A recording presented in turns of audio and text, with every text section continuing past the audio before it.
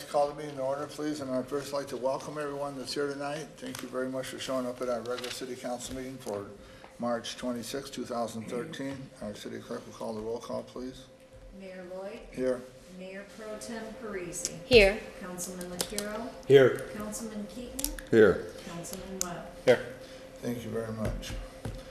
I ask that you please stand for the invocation and remain standing for the pledge of allegiance to the flag. Councilman LaCuro will give the pledge of invocation. Thank you. Thank you, Mr. Mayor.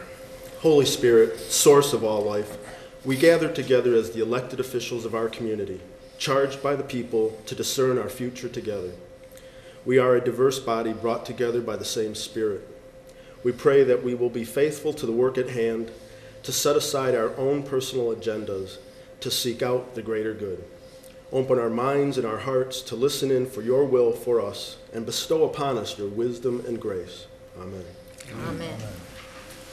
I pledge allegiance to the flag of the United States of America and to the republic for which it stands, one nation, under God, indivisible, with liberty and justice for all. Thank you. Please be seated.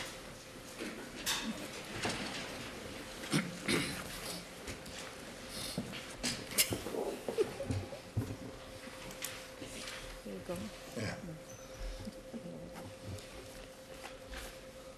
Council, we need a revised approval of the agenda as revised copy, please. So moved. Support. Moved and supported. Is there a discussion? Any additions or deletions to the agenda? Hearing none, our agenda stands approved as the revised copy. There's copies up there for the public if you'd like to get one.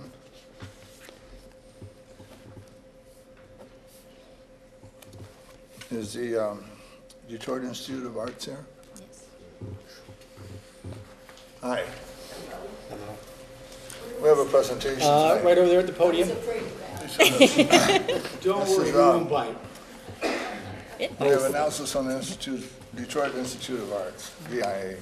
Yes, Outside, inside program. Hi. Right. Welcome to our City Hazel Park Council. thank you very much. My name is Cindy Ballard. I'm a volunteer with the DIA, and I've been asked to come today to thank you for participating in our Inside Out program. You have 6 pieces that have been installed at various points, mostly parks, and then one right in front of the City Hall building. And because of that, you are going to be our guest at the museum on April 27th and 28th. That's open to the entire community of Hazel Park. You will be given a badge very similar to the one I'm wearing. It says the Inside Out. Okay. And that is going to allow your residents for that weekend to get a 10% discount at either the cafeteria, the gift shop, or the film theater. And there will also be screens similar to this one throughout the museum, and it will have the Hazel Park name and why the community is being represented that weekend. And we also wanted to know if there would be any way that you could, I know it's a short time, have any of the schools, whether they're the middle school or the high school, do a band presentation in front of the building at the entrance at Farnsworth, if that would be at all possible, if the kids would enjoy doing that. We'll check the schedule. There shouldn't be a problem, right, Mr. Klobuchar? We can do that. We can contact the schools. What do you want, a band presentation?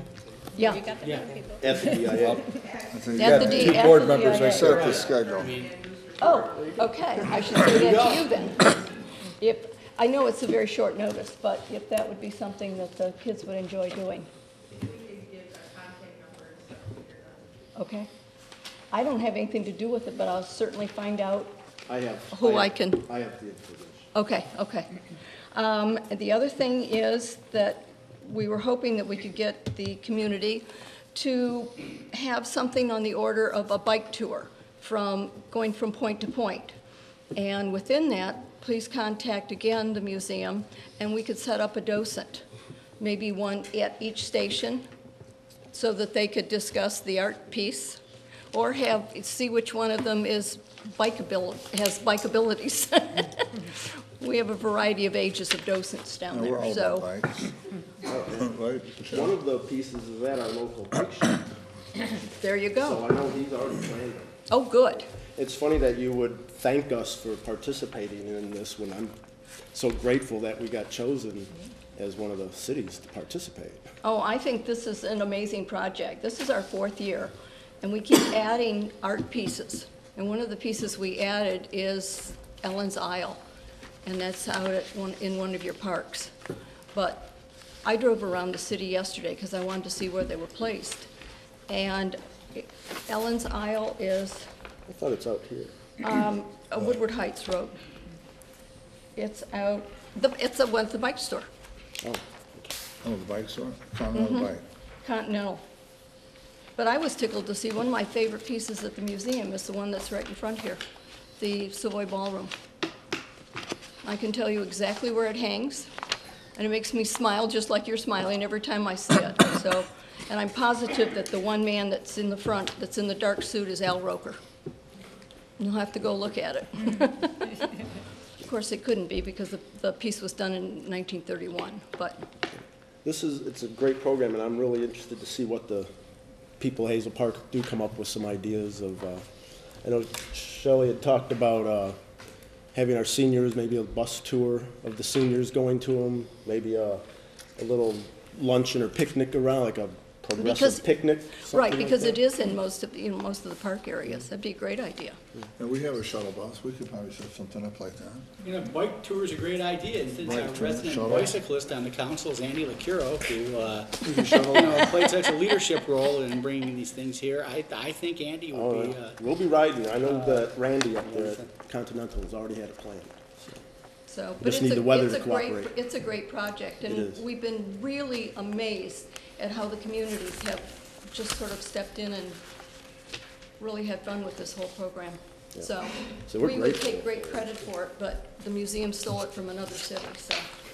That's right. So, Can we put well, something on thank you very cable? much. Thank Any you. We questions? could put something on cable. Any questions or anything? Is anybody wonderful? Thank No, you. it's a great program. Thank you. So, Thanks for Thank bringing you, that thank up you to so us. much. Really appreciate it.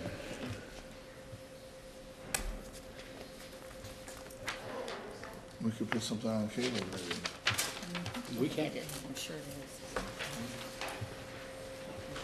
Thanks, and thanks for coming. Thank you. Thank you for everything.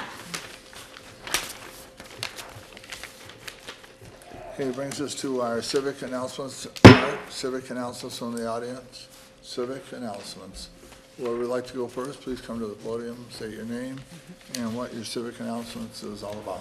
And we appreciate you coming tonight. Thank you. Hi, Hi my name there. is Kathy Hall. I'm with the Hazel Park Athletic Boosters at the high school, and we're having a fundraiser on the 12th of April. We're calling it Horse Pucky. They usually call it a moo poo, but we're getting horses. They grid the football field since that's the Friday before they're gonna start tearing up the football field and everything. So the Friday before, we're gonna have squares on the field, and we'll have a couple horses come, and when they drop, there's 3 prizes. You have to be 18 to enter.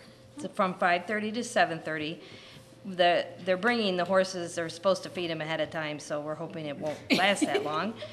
But this is a fundraiser for us since last year we didn't have track at home because of the track, and then this year we don't have spring sports at home because they're going to be starting all the construction. So we wanted to get a cushion for the fall. And we had a fundraiser a few weeks ago, a bowling fundraiser. We raised half the money we needed for scholarships. So we're trying to get some more money for the fall. We do grants for the kids for the pay to participate. We give kids that are in need grants and try to help all the athletic programs. So that's why I'm here. I was going to leave a few flyers. we could So- probably get that put on. And our the internet. information is on the bottom. Do you guys put that on the TV, on the cable? It's going to be on the school one. So we through, can get that put on the We city. could put it on Okay, the who do I Put have to that, see? if you have, do you have a little flyer or something? Yeah, I have flyers. Okay. But We'll it's get just- that taken care We of. tried to say this, come see the last event on the grass field. That's a really unique So I try to thing. make it a fun night. That is a unique It is. fundraiser. That's definitely unique. Thank you. Ferndale had something similar, right? Yeah, they have moo-poo every August, What's it called? and moo-poo, but we're not getting Horse horse, cows. we don't I have get it. cows, we have horses, I get it. so they call it a moo-poo. That is awesome. Yes, sir. Hi, my name is Mike Vanderveer. I am the president of the Hazel Park Band Boosters. And on April 20th, from 10 a.m. until 4 p.m. at the high school band room, we will be having a instrument drive. If you've got an old band instrument that's sitting in a closet collecting dust and not being used, we'd like to collect those and get them fixed up and make them available to some of the younger kids coming in the 6th, 7th grade that are unable to afford an instrument. I have the information here if anyone wants that. No defecating animals? No, no. Okay. So any We get that instruments, on cable. any instruments you're accepting? Any used instrument. Mr. Vanderveer, do you have a flyer on that? Yes, I do. Could you I pass it have over? one of your flyers. We'll put it on We can cable. Put that on cable also with our rest of our items. Thank you.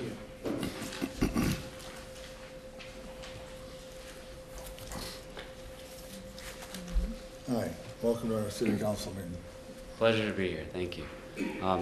Actually just like to come up and introduce myself. I'm new to the city. You My can state name- your name and address, please? Oh, yes, my name is Richard Warner. I'm at 23713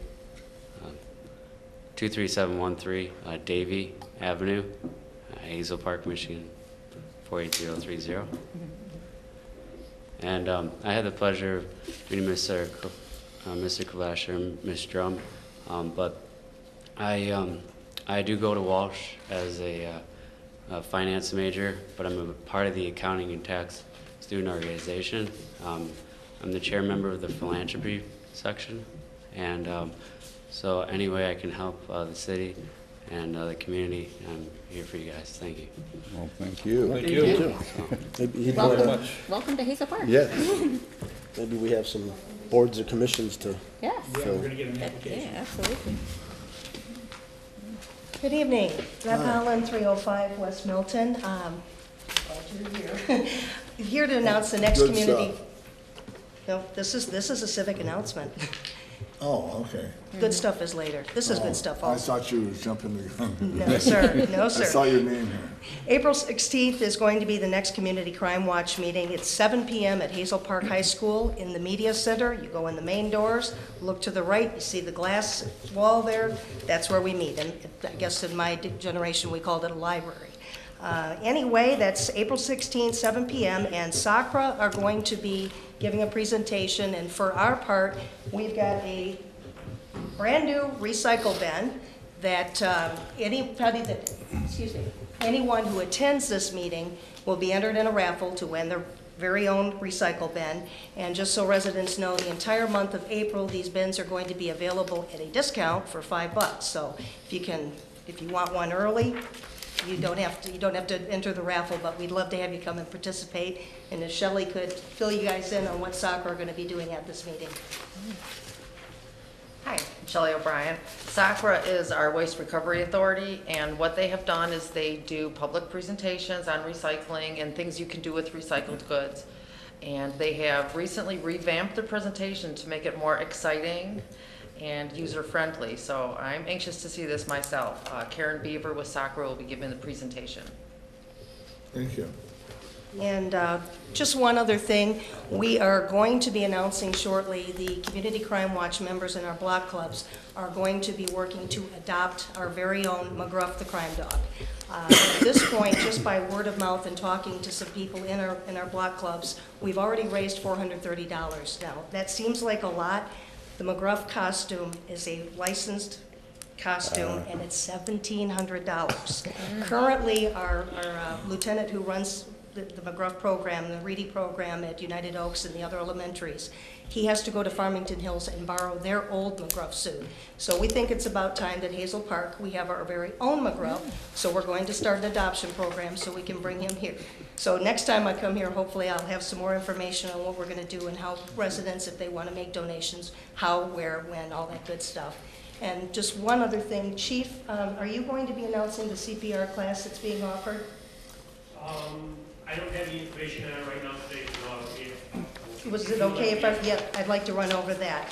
The Hazel Park Fire Department on Saturday, May 25th, 10 a.m. at the fire station. For $25, you can learn CPR, and I don't know about the rest of you, but it's been a long time since I took the class. Anybody who's interested can contact Jeff Woodcock at the Hazel Park Fire Department. The phone number is 248-546-4086. Thank you very much. Thank you. Thank you very much for your civic announcements. I appreciate it. Good stuff, Larry. Thank you. Any other civic announcements from the audience? Anything that needs to be brought up? Any civic announcements? We'll go to council. Seeing none, we'll go to council for civic announcements. Mr. Mayor, I have one. Every year, we have a spaghetti dinner to raise money for the neighborhood enrichment. This year, we're having Hazel Park as the swing into spring, and we have the baseball theme this year. And we actually got grand prize of 4 tickets for Tiger tickets this year. And they're $5 a piece or 3 for $10, so it's a pretty good deal. I've sold about almost 100 worth of tickets. People really like the Tiger tickets. It's a really, really fun thing. The event will be Friday, April 19th, 6 to 8 at the Hazel Park Rec Center. We have a spaghetti dinner will be $6 for adults, 3 for kids, 12 and under. And we have prizes all the time and raffles, tons of raffles and lots of gifts there. A lot of our seniors come to that and they really, really, really enjoy it. But with the Hazel Park Neighborhood Enrichment, we actually do a lot for this community. We have the Kennedy Park Community Garden Plots. We have the Neighborhood Beautification Awards. We have an annual garden walk. We have plants and flowers decorated around the city. And we have Hazel Park has a Fall Fest. And so much more in Hazel Park that goes on. And all that goes back into the community to make our community fun and where a place you want to live and brag about. So everybody come on over. And look, this is a very nice one. Yeah, we'd like to fill up the room, right? Yep. Mm-hmm. I'd like to get this on cable. Actually, too. Carrie got this. Mm-hmm. Very good. Anything else? So we're going to see you there, all of you, every single one of you. Anything else, council? I have a couple. Thank you. Feel free to take any of these brochures or information up here that we offer to educate yourself on what we're doing in Hazel Park as we speak about the civic announcements. One of them is this one here is up. Brochures are up there about Oakland County civic announcements. Governor Rick Snyder and Oakland County Executive Albert Patterson have declared week of April 7th through the April 13th as Severe Weather Awareness Month. So please be aware that that's going to be severe weather awareness from April 7th through April 13th, and there's brochures up there concerning this. Also, in an effort to promote severe weather safety preparedness, conduct special tests at outdoor warning system. Right, Chief? We'll be doing that there too, right? Sure, I think Tuesday. Okay, well, the one that Oakland County is going to be doing is on Wednesday, April 10th at 1 o'clock. The purpose of this test is to raise awareness of the level to our citizens and the schools and the businesses an opportunity to test their internal disaster plans during normal business hours. And I encourage everyone to take one of these brochures. And we'd like to get that on cable too. Also, this is Easter break. I would like to wish everyone a happy Easter. Also, the Hazel Park Ice Arena. We're offering for the Easter break people or anyone that wants to open skate. It's going to be March 28th and March 29th, 11 a.m. to 12:30, and again 1 o'clock to 2:30. You can call this number 248-546-5700 for more information. Bring your friends, family, anyone's welcome. It's $5 a person for the free skate. If you're skating, the skate rental is free. Have fun on the Easter break. Check out your local ice arena in Hazel Park. A lot of people, we don't promote that enough, and we'd like to start getting this program going. I don't know if there's flyers up there, but we're going to put this on cable also. Also, We'll get it, Mr. Mayor, a lot of these things already are on cable. right, April 1st to the 5th, 11 a.m. to 12:30, and again, 1 o'clock to 2:30 in April. April 6th, 3 o'clock to 6 o'clock. April 7th, 10 a.m. to 12 o'clock. And again, it's $5 per person, free skate rental. So I encourage everybody to take a look at the ice arena. We're making changes over there. We got a lot of programs going on over there, and it's really interesting to take a look at our new ice arena, what's going on there. Thank you. We got this, spring. Any other civic announcements? That's all I have. Okay. So once again, we're going to continue offering these items, and I suggest you look on our cable. You can see a lot of interesting things on the cable vision in Hazel Park. We have WOW and the Comcast, both of them. There's all these announcements are on there. Unless someone has something else, we'll go on to public comments. Civic announcements closed, public comments, good stuff from Ms. Beth Holland. People that, again, if you want to talk like first, or if you have something important on the agenda to talk about before council goes to vote on it, you're welcome to fill this out, and we'll acknowledge it before we take action on it. Thank you. Good evening again, Beth Holland, 305 West Milton. I wrote on my comments that I wanted to say good stuff. Earlier this month, I attended a show cause hearing for one of the properties on my street that has been tagged and has been an eyesore for years. And it seems like the process takes time, that we see these houses that are tagged and it takes time. But I have to tell you, there's some wins. In the past month, we've had 2 of the worst homes in our area that came down. And I want to tell you one of the immediate impacts. We had a family that are renting a house. They have contacted their landlord. They're looking to do a short sale on the house. They want to stay here now because they don't have that boarded up nightmare next to them. So it's a plus. It takes time. It's very labor intensive, and I really appreciate the process and the work that goes into this, and there are some good results that are coming from it. Only other thing would be that we had a water main break on my street this month, and the funny part about this is 11 o'clock on a Saturday night, snow, ice, nasty weather, DPW, police, water department, all out there doing their thing. 6 months later, we weren't standing out there with the problem solvers or someone else. It was handled.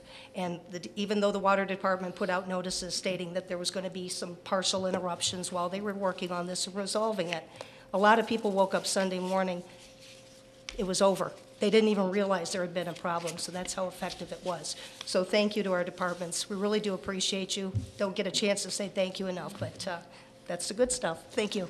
Thank you. I like the way you label that. Mr. Mayor, That's good. since Beth Holland's talking about the good stuff, I want to talk about Beth Holland, because that's more good stuff. I'll tell you, boy, what an outstanding volunteer you are. I appreciate your dedication to your neighborhood and to this city. You set the bar. Thank you for everything that you do. Thank you for everything you do. Absolutely. We can't thank you enough for all of the projects you've taken on in the city, and crime watch in that area is very important. Thank you. Thank you so much. Is Charles here from 339 West George?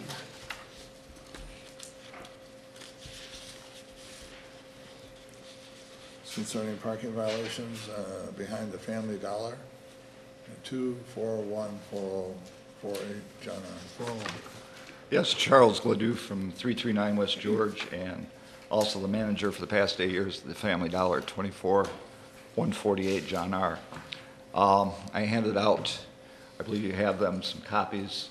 The first being a letter from the chief, which pretty much explains the whole situation. Back on January 24th, I called the chief asking about some signs that were erected in our alley stating no parking fire lanes. These were erected by our neighbor Game Day Detroit. He sent out an officer. They said, at that time, we were not in violation of any parking ordinance. We wouldn't be getting any tickets. The owner of Game Day Detroit heard this, made a phone call to the city manager's office, and I was told the city manager's office overruled the chief and said we would be ticketed. Now, we've been doing business at this location for about 4 years. We have never had an issue with parking violations up until now. We've had 5 out of the last 7 weeks, we've been issued tickets for parking back there while we're unloading our truck. We need this stopped. This is why I'm coming to you here tonight. Mr. Mayor? Yes, sir. The trucks were ticketed while they were unloading? Yes. Is Mr. it an Mayor. alley or is it No. private property? It's a fire lane. Now, what you have here is a situation, you have a civil dispute between two business owners here, okay? And there's no parking in any fire lanes. Ms. Drum and I researched this, took a look at this. What you have here is when they show up to unload, the owner of the other business, who owns part of the property that they unload on, he owns it, it's on his property, calls and complains that they are unloading. So we take action. Now, to be fair, we've also taken action against him, and he has received tickets too for unloading back there on the fire lane. Now, And also, the chief did check out with my office and with the planning department, the site plan, all of the information on it to determine that it was in fact a fire lane and that that was appropriate. mhm. What was appropriate, unloading? No, the tickets. The tickets are appropriate. So I drove through there and I saw an incredible amount of salt on the alley there, on the concrete, piles of salt, just this evening. And I was concerned, if somebody's putting all that salt on a city alley, but if it's his own not a city property. It's not a city But alley, who it's a would, fire who would repave it? lane. It's a fire lane. Again, what would happen is we would take code action against them if it became substantially That's not my question. deteriorated. If that amount of salt damaged the alley, It's his alley. who would repave it? He would have to. I was curious. It was an unusual, piles of salt all around in the alley. Did we find out who put that there? I just drove by there this evening. Drove through it this evening. Wow. All the salt. It's crazy. I'm sure that Ms. O'Brien will have somebody out there There's first thing in the morning. piles of salt. Yeah, we'll take all a look through at the it. alley. So, On his property, I'm pretty sure, not the rest of it. Mr. Mayor, Mr. Councilman. how did this become their property? It was a public alley at one time? No, what this is this was all one building at one time. There are cross mutual easements for both properties to use the parking, et cetera, and to cross over for ingress and egress. The biggest problem that you have is that in the fire lane where the trucks are stopping to unload, you can't do that because then if the chief needed to get in there with his fire truck, he would be blocked. So legally, he can't do that. Can they go into one of the parking lots and unload? Yes. Do they have to then cart the merchandise a little bit further to get it into the store? Yes. But that is a situation in which they bought into. And again, I have offered the use of which we rarely do, the use of the city street for them to park the vehicle on to unload. It is more convenient for them to unload the way that they're unloading. I understand that. Unfortunately, it's a fire lane. Now, they've got some civil litigation between the two businesses that is currently ongoing. And like I said, it's not just Family Dollar that's been ticketed, Game Day also got ticketed as well. So what's good for the goose is good for the gander. So, you would have the ability to unload the trucks, they would just have to dolly it a little farther. Well, you got to realize the size of these trucks. Sometimes these trucks are 2,000 cases. Okay, as it is now through the back door on a roller, it sometimes takes 3 hours to unload that amount of freight. The only other alternative we have is through the front door. Most of you have been shopping in my store. You know how tight my store is in the front. There is just not the room. The back door is the only logical way to unload that truck. And if I recall correctly, when we went and had that building approved, that was what was indicated on the site plan, that's what we would be unloading our trucks, because that's what the stockroom door was indicated on the site plan. So the city That was was gonna be my question. well aware of where we're gonna be unloading trucks, and we have not had an issue with this until the neighbor put up the no parking fire lane signs, which were not authorized by the city. What about that, Mr. You're saying it was authorized, Again, it was it's- on the, It's his property. It's posted, Site plan? it's his property, it is a fire lane. This is primarily a civil matter. We enforce it because it's illegal in the city of Hazel Park to park in a fire lane. It is clearly indicated as a fire lane on the site plan. This is what this is. What about other sites where we have fire lanes behind, let's say, the mall over here, the other side of 9 Mile? And have They we park taken? there and they unload. Right, We and haven't- have- we just don't make it a habit to go over, rush right over and give tickets. No, As we long do as the not. driver's with the truck. I don't recall them having on that site plan, and Chief, you and I looked at that together. You can correct me if I'm wrong, but I don't recall anything showing that that's where they were gonna be loading or unloading on that site plan that we have with the city. Correct me if I'm wrong. Did you see anything like that? I didn't. No, I don't recall seeing it. Yeah. Well, I think that we're probably going too far. They have they have a We can't- hardship, they have we- to unload their we- trucks. I will- It's a I will viable caution business. Do all five of you do we want to that push this further we- and just, or do we just let it lay and let them work out their civil problem in court? When we have a situation where we get complaints for parking in the fire lane, and we have had that, and we have written tickets in other areas for people parking in the fire lane, I've seen it, witnessed it myself. Heck, I've even seen the MCSU chase people out of the fire lane over, across the street over here at Kroger's. Well, So that's it is pretty common. it is a fire lane violation, okay? We've ticketed both sides in this matter. When we get a call, we will get repetitive calls for service. The best It thing just sounds here, like somebody fighting over a fence here, okay? I agree. One calls on the other one, but they're violating. It is a I mean, sad it- situation. It's a bad situation, and how did we get caught in the middle of this? The only thing I don't want to get caught in is the fact that if our fire trucks have to get in there and to save a life, because we're gonna say, okay, well, you guys got a problem, you got a disagreement, and you might have to cart your goods a little bit further. Okay, Chief, I'm sorry, you're gonna have to go around some other way to get to these people, okay? I mean, is that what we're telling them? No. I mean, it's a fire lane, and I feel bad. I think that we 'cause need the chief to look I at like it. Chuck, he's a good guy, and he volunteers his time in town. I guess and it's that's not the sad, point. The but- point I'm is, surprised this that, is the other coming up point now. is that the driver's there standing with the vehicle. Is it considered parking or What? standing? You can't do any, you're not supposed to be in the fire lane, okay? I guess I just don't wanna see a what- business go up, that's Again, all. what we can look at, and again, this is not just I caution you guys, let the administration see maybe if we can take a look at the plans there, but it's gonna have to be both parties involved in this. I'm not gonna enter into this helping one side over the other here, okay? Our best, not. and surest and safest course, Do I'm you not want saying. to, do you no, want I'm to not perform a saying you are. mediation? Is that what you're saying? Is that your I recommendation? would be amenable to try to get both sides in to talk and also to look at the site plans to see if we can preserve safety here. But I'm not gonna put the city in a situation where we embroil ourselves in the middle of a dispute. Are they in court right now? Are you in court?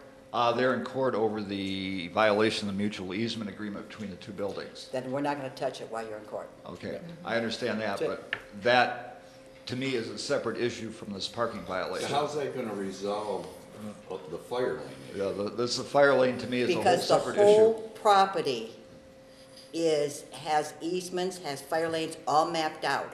They're in a real property dispute as to who can do what, where. When the court decides who can do what and where, we'll follow whatever that judgment is.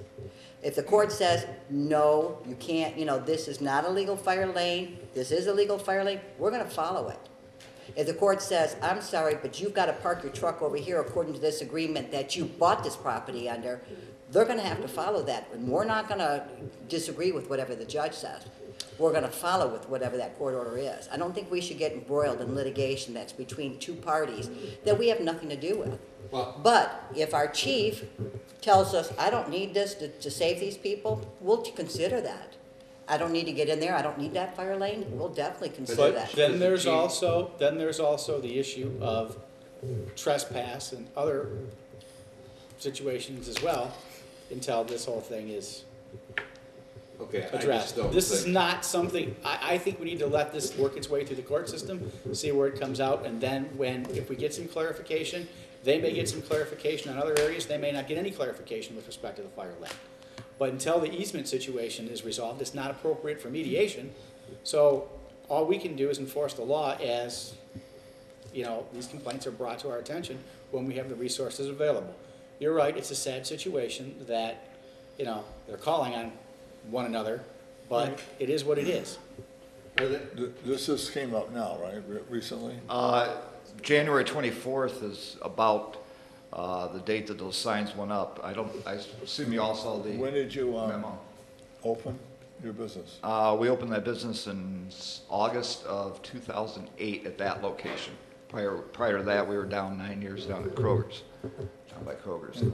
You were receiving deliveries each week? Yes, actually, at one point, we were up to 2 deliveries a week. So, and all that time, up until these signs went up and our neighbors started making a fuss about it, we have never had an issue with a parking violation behind that store. Well, I don't think that's an issue, or at least I don't see that as an issue, just because you broke the law for 3 years and you haven't gotten caught, doesn't make it. Well, it's just like I speed for a month, and Right. then the second month I get caught and The question I have though is, will we get some kind of notification of the outcome of this litigation? And when we do that, we'll see if that sheds any light on the issue. And if it doesn't, then we will take a look at it and revisit it. If it doesn't, then we can take a look at it. Once the civil case is resolved, and the civil case may not even address the fire lanes at all, but may only deal with fencing and parking lots. So it may not even touch loading or unloading, I or else the understand. judge may address it as well. But as long as there's the potential that the judge may do something, we have to wait and see Right. what the judge does. So we're gonna wait and see what the judge does, but until then, I'd suggest that you tote the stuff a little farther. Well, we're just going to be issuing tickets every week because that, like I said, logistically, that's pretty much impossible to do some of the size of those trucks by toting it any further than we already are. I'm really curious what the site plan says for deliveries. You know they're gonna have deliveries there. What do you think it said?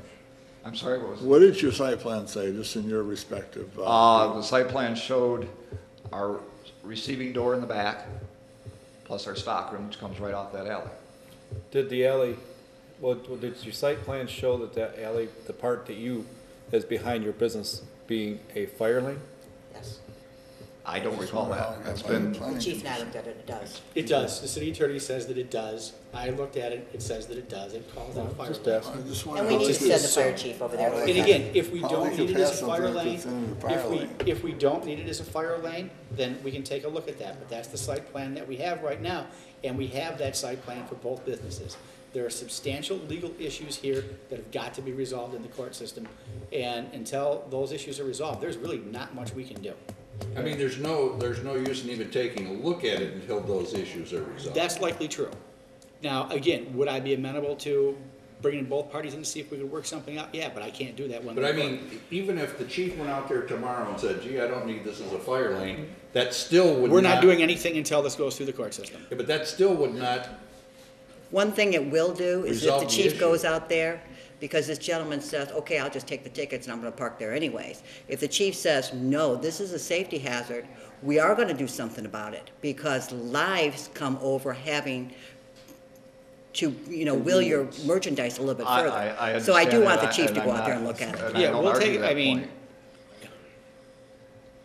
However, the truck driver is present, that truck can be moved out in a matter of seconds, if that comes. Not really, not when you have merchandise sitting out there and you have to wheel it, and if there's, I've Not seen only the that, situation. The city cannot give him authority to do that. We're at liability by even saying that it would be okay to say you can move the truck in 3 minutes or 2 minutes or whatever. Unfortunately, this needs to probably go through the court system. We'll have the fire chief take a look at it, we'll get the data here, and we'll see I was if just it's still wondering, necessary. Should we take a look at the But site plan? it's- I just wonder how it We ever have got taken a look at the passed. site plan, it is identified as a fire lane, and it's clearly illegal to No, park in a fire lane. Yeah, but didn't anybody say, where are you gonna, how are you gonna receive all your merchandise? We never 2,000 ask any places. business, and you can ask Mr. Webb, he's been on the planning commission for many, many years, and not once do they look at access to the site? Yes. Access is there To through the parking deliveries? lot. Whether or not they decide to wheel it when they buy that property or not, that's up to them. But the planning commission's job isn't to say, well, you know, you can't get, you know, are you gonna get a little bit closer? Maybe you should move Yeah, this. we never looked at. And there have been multiple instances when we have taken action against other businesses who have used the city alleys for unloading as well, if they took an inordinate amount of time there, or they were stacking merchandise or things there. The appliance store comes to mind on John R. We've hit them with multiple tickets and violations with respect to unloading merchandise there in the alley and leaving it there, or having their truck parked there for an inordinate amount of time. So again, while we try to be flexible with everybody too, there's also some limits to that as well. And again, we don't want to see Family Dollar go out of business. I did offer up the street there for their use on an interim basis. Again, we will try to work with them any way that we can to help them unload and to provide them a spot. We don't want to see Family Dollar go. We don't want to see Game Day go. The best and wisest course of action would have been for this to be worked out and come to us jointly and see what type of restrictions we need to have for safety purposes on the fire lane, so we could possibly amend the site plan. They're in court now. There's not much we can do. Mr. Mayor? This needs to be Yes, sir, resolved. Councilman Keaton. You will notify us? We will. When we get the information from the court? We will. No, you heard it. That's all. We can't bypass the courts.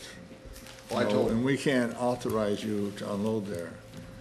And if you do unload there, then you understand from this day forward what could possibly happen to your,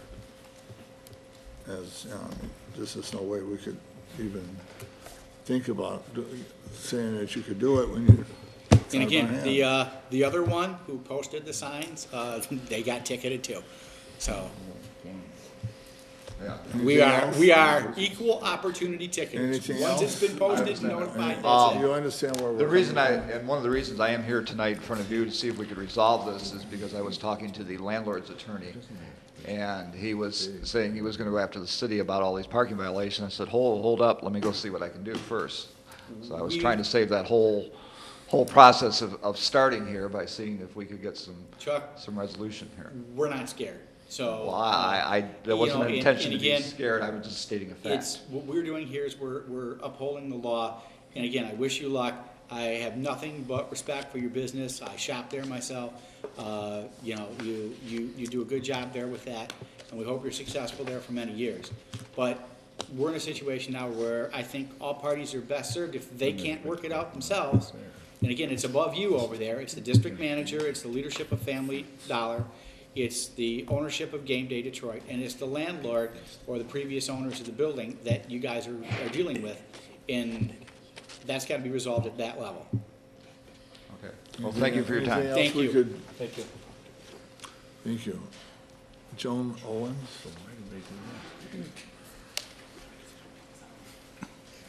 Hi, I'm Joan Owens. I live at 1513 East Granite. I wanted to come down tonight to thank Mr. Klobuchar because I came to him to ask him if he could give me some help with my daughter who has cancer.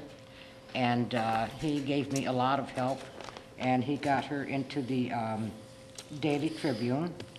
I think his name is Michael P. Picano.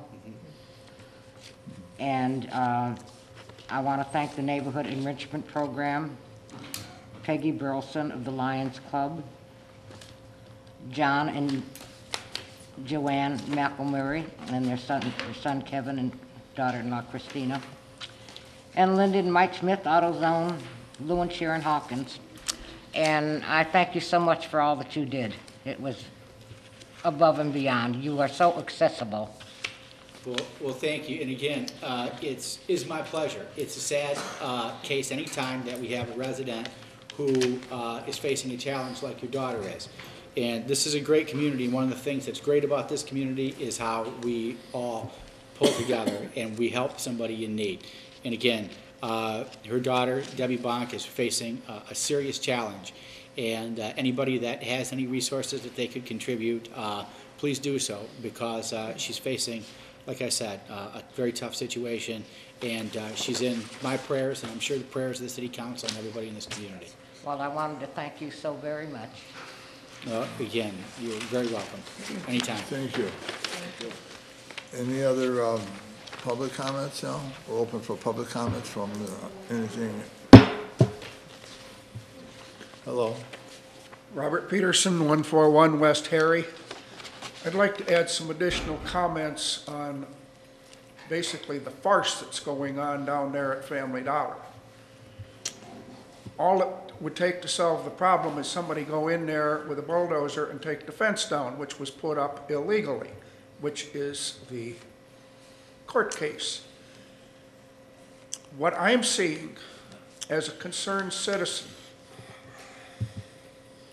is uneven application of the law. Last week, from my front porch, I spotted 2 UPS trucks do illegal parking on West Harry. 2 FedEx trucks. And if you look around the city, and if you pay attention to what those guys, they stop to convenience themselves. They don't worry about fire hydrants, driveways, or anything else. I have seen them stop in the middle of a street between 2 parked cars to make a delivery. We're getting uneven application of the law here. Now, without telling them why, I contacted the police department myself. I talked with a sergeant. I said, how long would it take to get a car to respond to a parking infraction? He said 1 to 2 hours. I said, can you narrow it down any better than that? He says, probably closer to 2. He said, we have more important things to do. Well, if the fence wasn't there,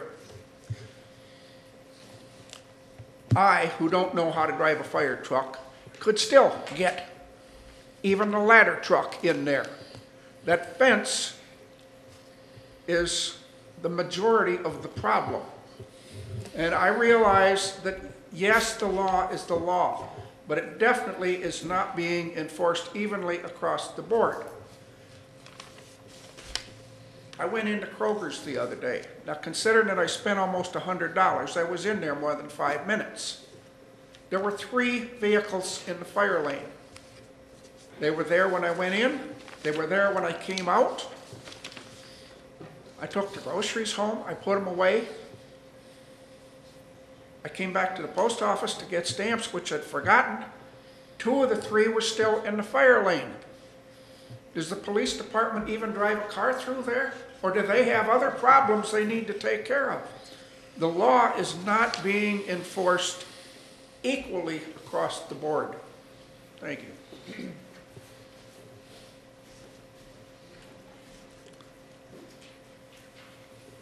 Any other public comments? Public comments from the audience.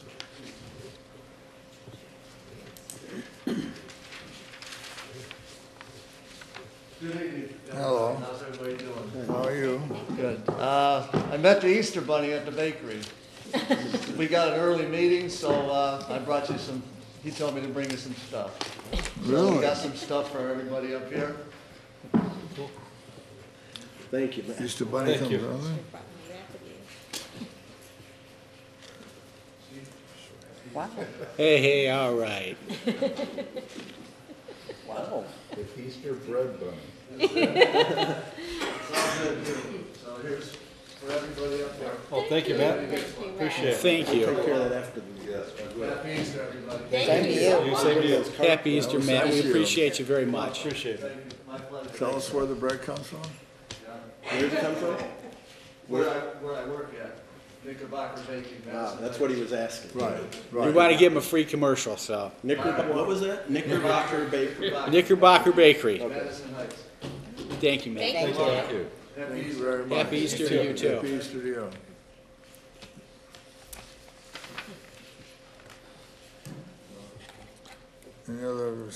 Any other public comments? The last civic announcement I have is that the Hazel Park High School graduation ceremonies are going to be held this year at the Landmark Church. Landmark Church for the high school's commencement ceremonies.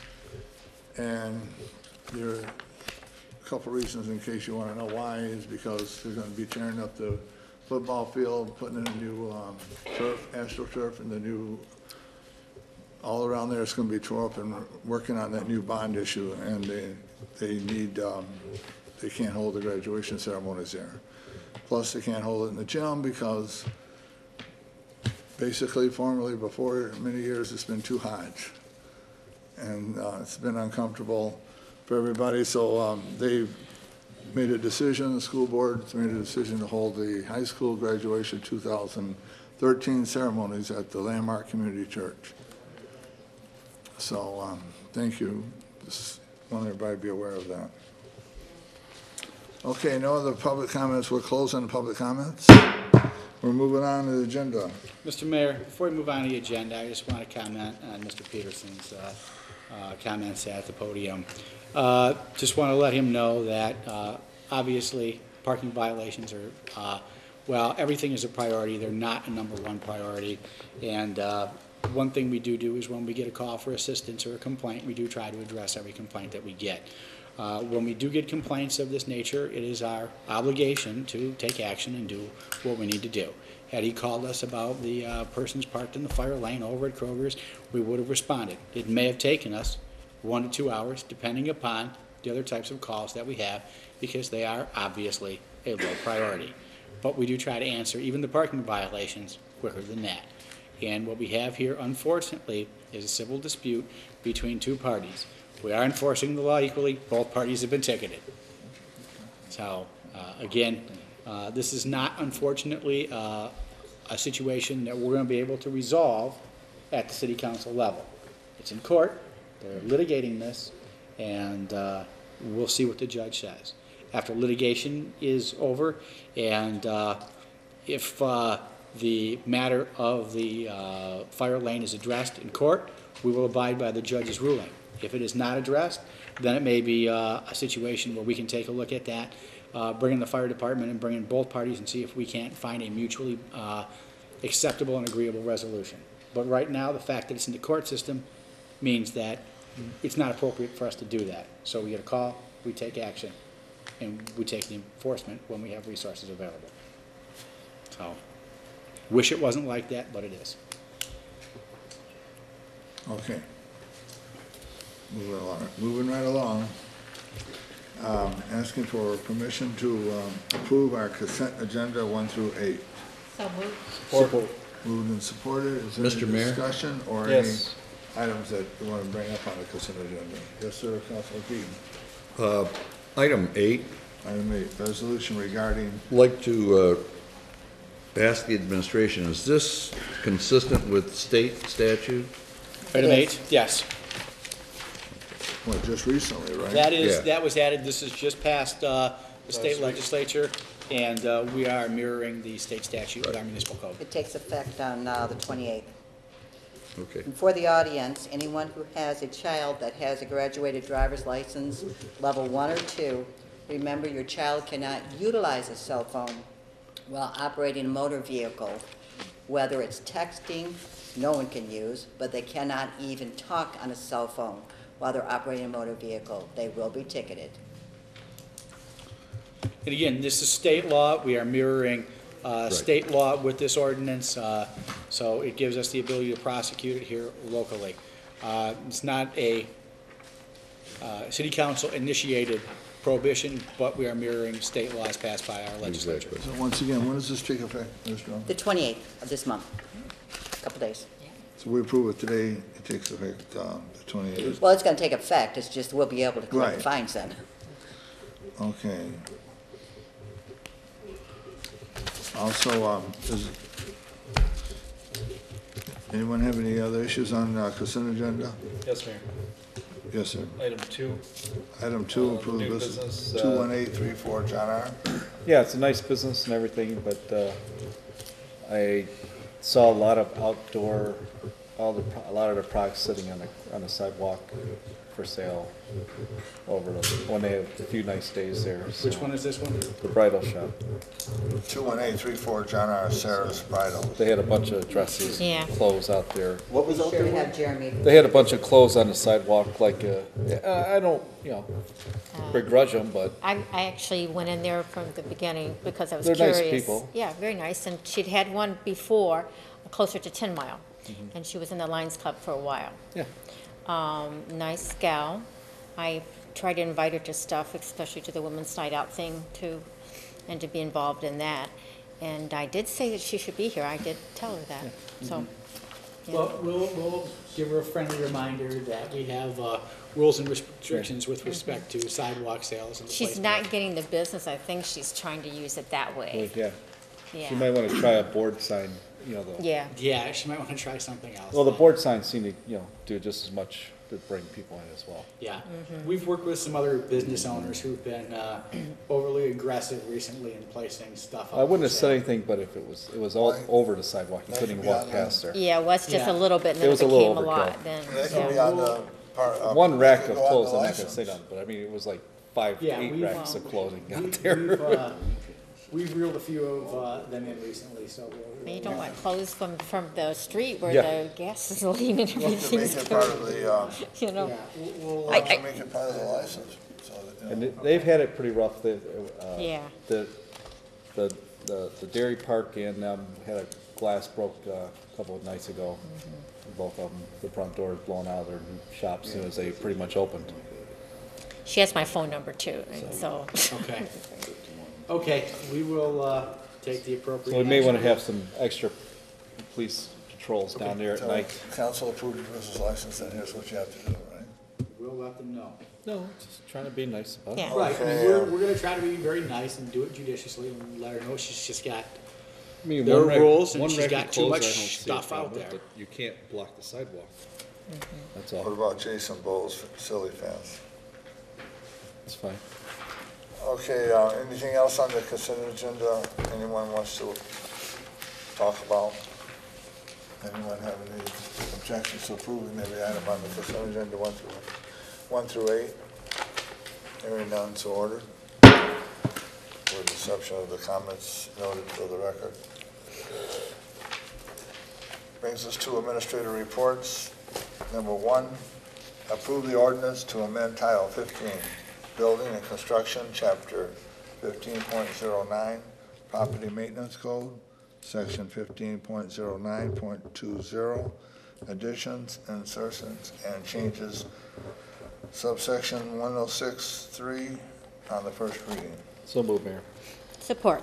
Moved and supported. Is there any discussion? Yes. Yes, sir. Councilman Keaton, discussion on 1. Administration, sort of give us an overview on this.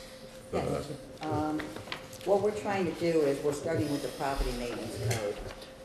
As you know, there's been a revamping of code enforcement here in the city, and they're trying different avenues to gain compliance.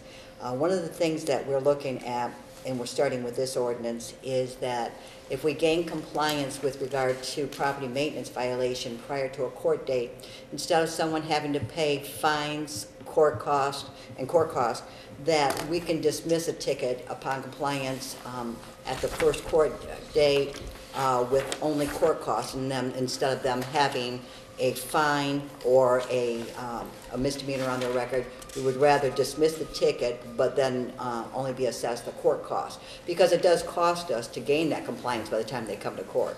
If they do it before they ever get their court date, of course, we dismiss it automatically. But if it's by the first court date, then there's a set court cost that's instituted. If it's the second court date before we can get compliance, then there's a little bit higher court cost. If it's the third one, a little bit higher then. And after that, if you don't get it by the third court date, you're subject to the fines and the court cost. Is that the 250, 500, 1,000? No, that was already in there. The ones that we've added is prior to the first scheduled pretrial date, $50 court cost only. They would not have to pay fines then if they come into compliance. The second court's date would be $100 court cost. and the third would be $150. What this does is it covers the city's cost in having to send the code enforcement officer out to the property to see if they've complied, come back. We have to pay for the court date to be scheduled. Court clerks have to send out notices. Takes my time. So that it doesn't cover all the costs, but it covers a portion of the cost that we expend in trying to gain compliance. We started the property maintenance code, and we'll see how it works from there. And if it works out, then maybe Shelley will institute it to go a little bit further with landlord, tenant violations, etc. This is on the first reading. Thank you. This is first reading. Any other discussion? This is on the first reading. Any objection to approve it on first reading? Hearing none. Approved. Thank you. Number 2 is approve the ordinance to amend Title 10 Vehicles and Traffic, Chapter 10.40 Expenses of Emergency Response, Section 10.40.60 City Treasurer to submit the bill to Section 10.40.60 Cost and Payment.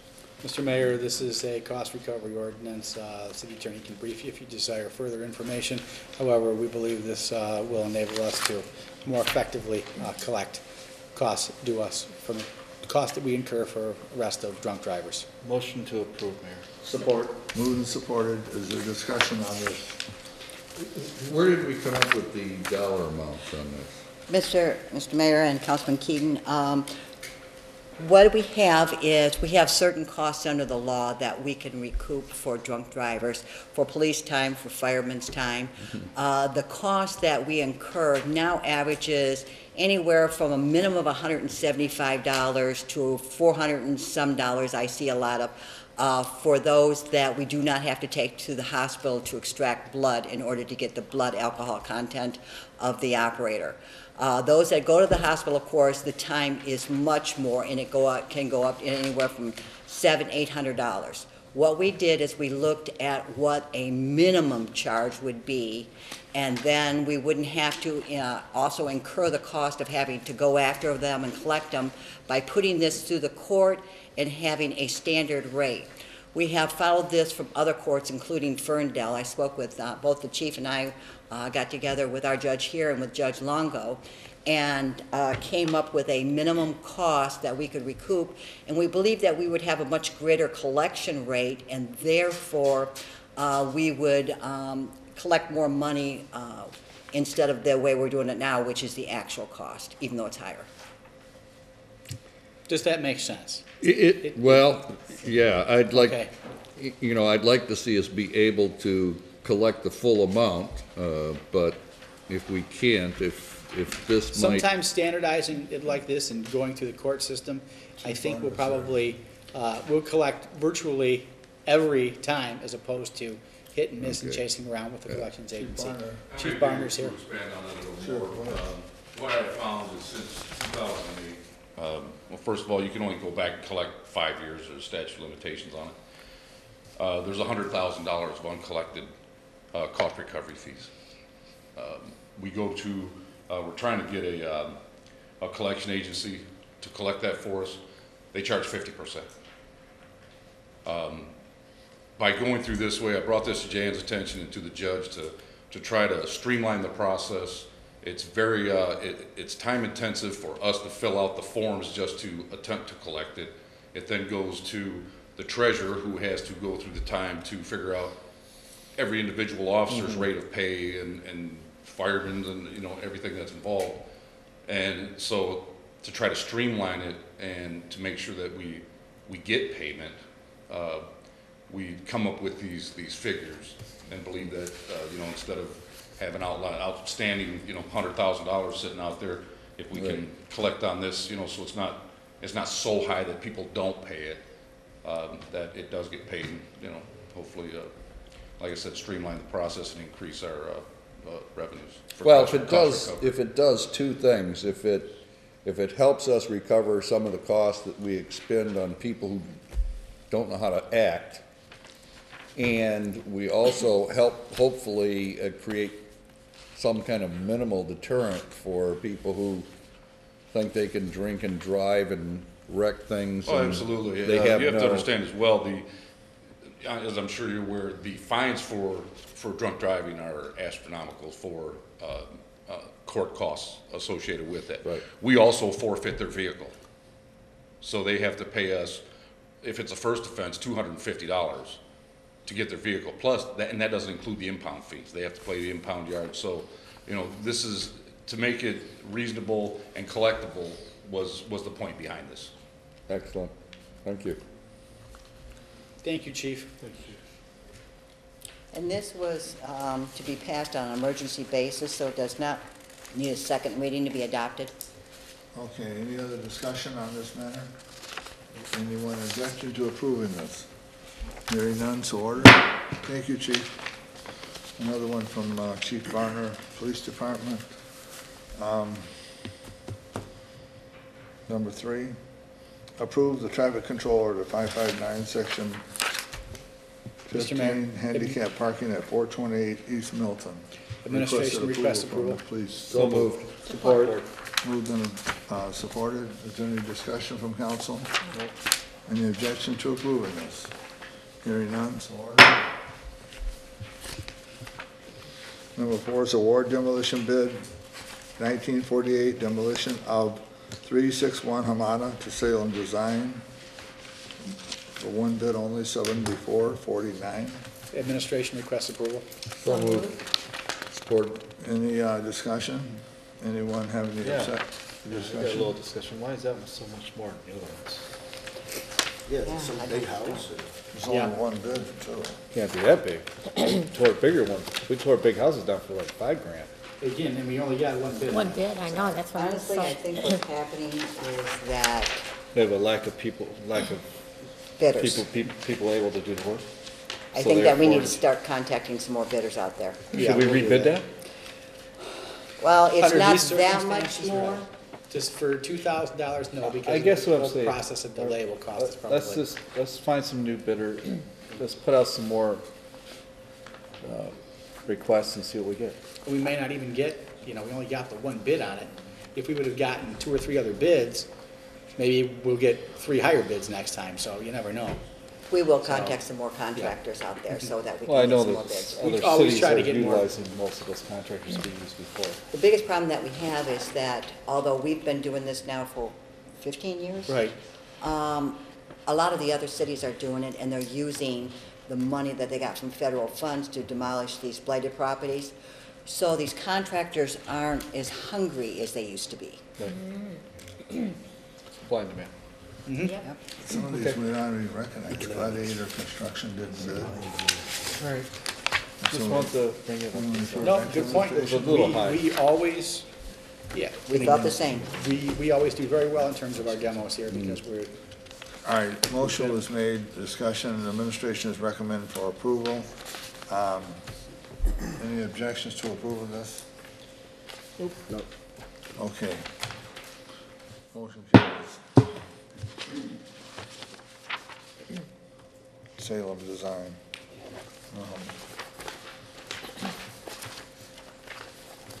Boards and commissions. nothing at this time. Okay, new business. Councilman Carroll. Yeah, I have a couple. New business, Councilman Carroll, please. I have 2 things.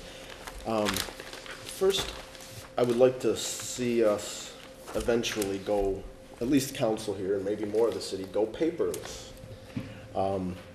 I was probably the last SACRA representative to join the paperless movement, I suppose, because nobody there, they used to send out these packets too, like we get. And now that, computers or tablets and things like that are available, these can, there's a lot of paper we could get rid of, and probably a lot of cost of copying and travel, and, just a hit, at least of an LL file, just hit the send button and we've all got maybe most of us. So if there is any reluctance, I would like to at least start it with myself voluntarily to receive the LL files electronically. Again, until we're ready to go 5 across the board with this, it will probably actually cause us more problems just to do you electronically. Really? Absolutely. Mr. Really? It will, absolutely, Councilman absolutely. Keaton? No doubt about it. You will. Well, then we'll see, we're gonna, Mr. okay, that's Mayor? one thing. Yes. I'd like to address Councilman Lucero. Sure, I'm go ahead. shocked at that proposal. Do Then I you- was the last one. No. Do you realize how much money we make off of me and my recycling program? I don't know, I mean, when we charge, we though, recycle for a FOIA though, what do we charge for a FOIA request, per page? Per page for a FOIA request, what do we charge? $1 a sheet. Buck, Paper. yeah. I mean, we get hundreds of dollars in our Would it thing. be- I mean, the cost of It's- somebody copying, the distribution. Councilman Right, Lucero, until- would it be worth it if we were supplied tablets and that's how we got our paperwork and we'd bring our tablets to our meetings? Well, that might be the eventual end That would be the of way that to go. process, yeah. Right. But until we're ready to do that across the board for all 5 of you, and I'm not opposed to doing that, I'm not there's either. not, I think there's a lot I of think the savings. big We're not even, trade is- we're like, okay, well, maybe it'll work Let's someday. take a vote. We can't We're do not it looking just- at what it I really think, costs. I think the biggest Mayor, trade, Mayor, I think let's take a vote. Who said he's not Who's ready? interested in it? Let's just take Yeah, not a a- straw poll. I implemented that in He Lakewood said he's not Village. ready. I can The get biggest trade is to information see for if you this as goes to what into the trash. cost will be. Wait, Jan's talking.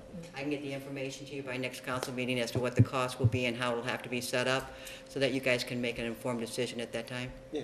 Okay. I appreciate it, because Lathrop Village, I know, I think Berkeley or Beverly Hills, one of them. I've Most of them seen, do it now. Yeah. It shouldn't be too difficult, and really would save money in the long run. It does. But the thing is that it's not as workable for someone who is not really computer literate. And it gets frustrating because you lose things when you're in a meeting, you're trying to access the next thing that's on there or go back and bookmark something. It can cause some problems. I can understand some of that. So you've really got to know how to use kind it. of readers and things like that, it's quite a bit different. than Right. Flipping through, but I understand the obstacles. So we'll move on. Right. To my next issue. okay. I would like this administration to bring us back a resolution supporting in the strongest terms possible the United States Second Amendment to the Constitution. Really, the gun laws and stuff that's being pushed around in Washington really bothers me to no end. I agree with you. So that's a motion. I would like to see a resolution, or I guess it's a motion. You want to make a motion on that? Yes, so I move that the administration draft a resolution supporting the Second Amendment of the United States Constitution in the strongest terms possible. Support. So a motion was made, I support. supported by Mayor Pro Tem Jan Parisi. Any objections to that motion? There's some discussion. Sure. Or discussion? Whose interpretation of the Second Amendment are we supporting? Yes. It's pretty clear that we have a right to keep and bear arms. And Kennedy? it's pretty, really clear historically that National Gun Registry. You are the militia member that, I don't even own a firearm, I'm sorry to say. It is also historical. National gun registries follow gun confiscation. It's historical. So, maybe it can bring a few copies, some that might support the gun owners and I the will liberal draft parts of- something and with Jan, and we'll seek input from all 5 of you and come up with something that I hope can gain unanimous approval. How about that? Any other discussion? I thought we would be unanimous. I think you probably. I just want to know if they include bazookas and, you know, the stuff that I need. Yeah. Look, permits I thought we hooked you gun up with permits are what only for the you honest needed. people. Whatever's legal would be constitutional. Should we bring the chief of police in on That's this the one only, too? the only reason You know, permits look, are there for the honest people. Just plain and simple. If you, if I a will- criminal's gonna commit a crime, he's an idiot if he registered his weapon. Again. Stole it from this is- somebody else. I'll bring you guys something that I think all 5 of you will be able to vote for, okay? I hope so. Knowing all 5 of you as I do, and Any, Shouldn't be that any other complicated. discussion on the matter? That was a motion. No right? further Motion's discussion made. from me. So ordered. Okay. You had another item, right? No, that was 2. That was the 2. Well, for me. Okay, on the new business, I think we need to, our official next meeting is April 9th, but we need to reschedule to the fourth Tuesday, which is the 23rd, due to MML. So moved, Mayor. April 9th? Yes. Support. Are we going to the 23rd? 23rd. To the 23rd? 23rd, to the regular fourth Tuesday of the month Okay. of April, and Ms. Drum can put the show causes any of the, also. I have one question, Mayor, for the administration. Sure. Sure. Do we need to have a work study this week? You know, I can't pull one together this week. I would like to have a work study within the next month. And I'd like Let's to say bring the week in, before the next council meeting? we could maybe do that if people are gonna be available. I would like to, show you guys, a little bit about some of the things that we're doing. You're aware of the dramatic drop in crime that we've had? Right. Well, I'd like to maybe have Chief Barner explain in a little more detail some of the things that we're doing, as well as some of our other departments. You've got Chris Duberg, who's been working on some things. He's got a program that has saved us several thousands of dollars already by switching over natural gas providers. We've got Shelley O'Brien now in charge of code operations there. We're making big changes in that department and dramatically ramping up our capabilities there. I've got Sharon Pinch now overseeing the ice arena, and we're making some equipment improvements over there that needed to be made. And if, frankly, they hadn't been addressed, the arena would have been in trouble and maybe had to shut down. So we are really, I want to be able to share with you guys, I want to be able to share with the residents some of the good things that are happening in this city. Well, it's possible we might could meet at 5:30 or 6 o'clock on our regular council night. We could do that too as well. On the 20, No, I think we need to meet on another day. Well, what I will do is, well, I was just suggesting, we're having the meeting on the 23rd for sure. I can't make it The at 9th is- 5:30 before the meeting. No, the 23rd is a council meeting. I can't make it at 5:30. tell you No, what. I didn't, he doesn't want to do it then. Our council meeting's at 7. I was just suggesting Yeah, I can't make it.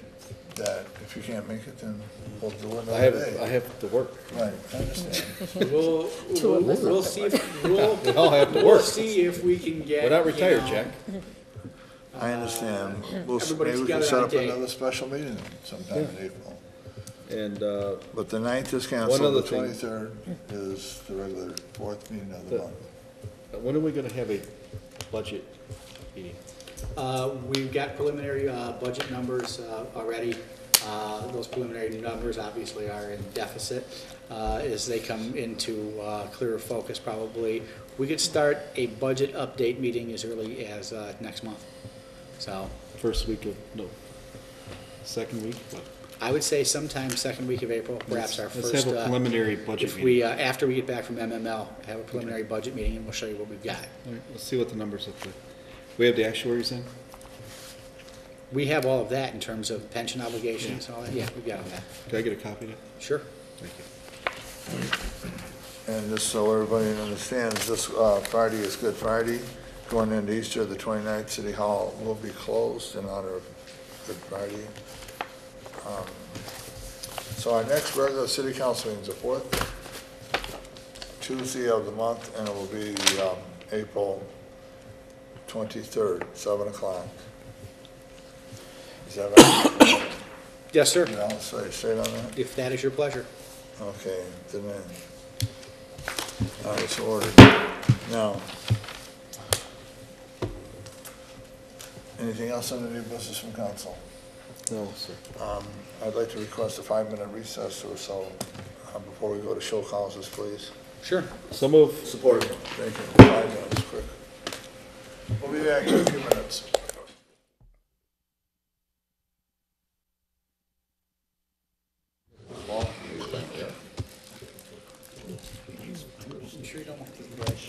Thank you. So you understand now, right? Did you get a bread? You got Clerk's bread over there? office. I give it to Rob. Okay. Another bread. You're up, sir. Okay, we're back from a brief session that we had to recess quickly, and we're back in our regular council meeting. We're at the show cause hearings. The hearings are coming forth to the city council as the last resort. to get these matters taken care of. And the first one is open to the public. If anyone's representing 1336 East Bernard, this is a public hearing open for anyone representing that matter. The recommendation on 1336 East Bernard, demolish the structure within 30 days. Seeing no one here, close the public hearing. Mayor, I make a motion to demolish the structure within 30 days as recommended by. We didn't get service on it? We did not get Oh, service. we I did. thought this was Sorry. removed from the agenda. I'm sorry. Oh, in case somebody came. So we have to remove that. Mayor, I make a motion to remove 1336 East Bernard from the agenda. Support. What happened? We did not get service on this one, sir. This should have been removed from the agenda. We Move it back to apologize. administration. Anyone have any objections to doing that? Would it be tabled or just? No, just refer it back. Move it back to the administration. Remove it from the agenda. did. Yeah. Hearing none, so 1336 is moved back to administration, and we'll move on to the next one. So ordered. 1721 East George, open for public hearing. Representing 1721 East George. No one here? Anyone with that matter? Seeing no one, we're gonna officially close the public hearing. And the recommendation That to demolish this, and 1721 East George, unsafe structure, and believe me it is, and I took a picture of that like a year ago, and it's in my phone. It's the worst house I've ever seen. unsafe. 1721 East George. So demolish the unsafe structure within 21 days. Support. A motion is made, supported by Councilman LaCarroll. Is there any discussion? Yes, Mayor. I'd like to Discussion? I'd like to have the administration move forward with the bids and secure bids for this within the 21 days, so we can have this down. We will do this way as soon as possible. Yeah. Thank you. Mr. Mayor, every member of council has This is commented terrible. on this house. Again, we've gone as fast as we can. I want the residents to know, as Beth Holland did an outstanding job explaining earlier here from the public discussion podium, we have to follow rules, we have to do certain things under the law to be able to demolish these houses. And so we move as fast as we can. This is a disgusting house, and we're gonna get this one down as fast as we can. Yeah, it's very unsafe. All right, any other discussion? Hearing none, so ordered. Brings us to public hearing, open at 1229 East Jarvis. Official public hearing open at 1229 East Jarvis. For the record, seeing no one wishing to speak on the matter, 1229 East Jarvis, public hearing is closed. The recommendation motion is demolish the unsafe structure within 21 days and invoice the property owner. Mr. Mayor, 1229 East Jarvis, unsafe structure, demolished within 21 days. Support. Any discussion? Any objection? So ordered. Another bad one. Ms. Brown? Yes. We were, I think in the last, like this last, second, fourth meeting of the last meeting of the month, we've only been averaging about 3 or 4. We only have so much money. Oh, that's what it is? Yeah, it's always about money. Yes. We're trying to prioritize and get the worst ones down. There's like 3 on every block on the, The other ones, we're trying to get, we're trying to get rehab, so. You know, it's like you go out and look at this house, and you're like, well, what about that one? What about that one? Well, on Bernard, I was you've just got this wondering. corner house, you're gonna No, have I'm one right not- next to it too. Yeah, So I next saw time, that. Any particular both of one. those are gonna go together, and we're gonna bid them together. But the thing is that we did get CDBG grant. We did get NSP money, and when we got those funds, we gave you more. When we ran out of that money, So basically, we'll have to stick with what we can do. and we're gonna keep looking for more money. I think we keep looking for every single grant out there that we can get. We because apply there's a for lot every of- grant, and sometimes we're awarded grants, sometimes we're not. So, again, we have to do what we can afford to do, and obviously, ones like 1721 East George, which that house could fall over. That needs to come down. Those are our priorities. And I think Can that the Brian fire, Strick, can the fire stations use it? I don't know that we would even want them to go in No, there. they It's could- listing to one side. The department does give us houses to train us correctly. Okay, 'cause that's a huge place. It is. well, I don't think you wanna go in there, it's pretty Yeah. unsafe. That one may fall on the other house, it's listing to the side. Yeah, there's a nice new one next door to it. But also, when we have this work study session, you may also want to bring in the information we are getting from Brian Strick and Forrester with regard to the inventory.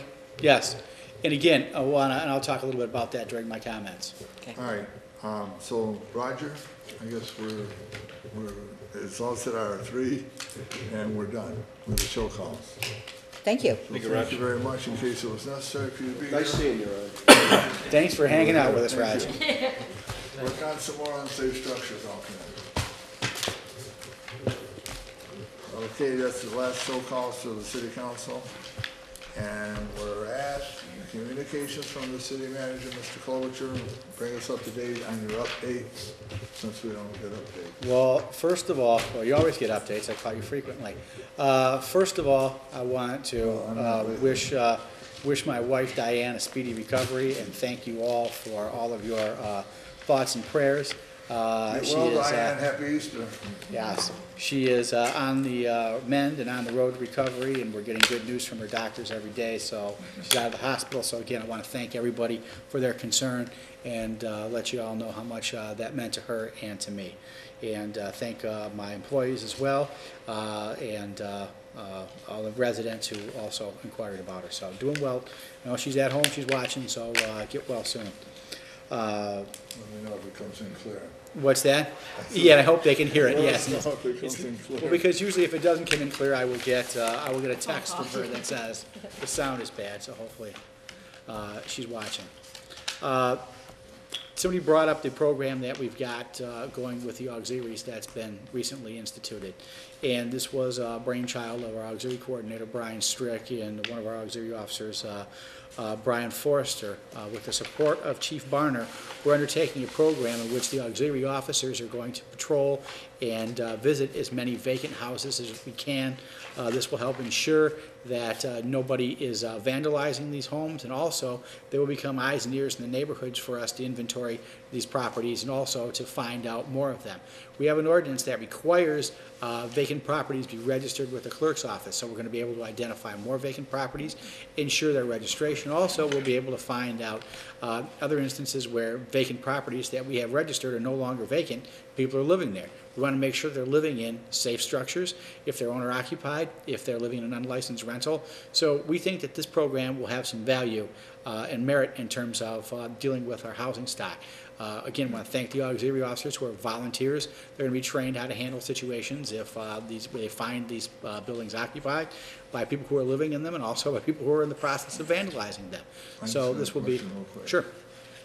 This one up here, monitor is coming in real clear, and this one's not. So how is that? Is that coming across like we see it, or like that?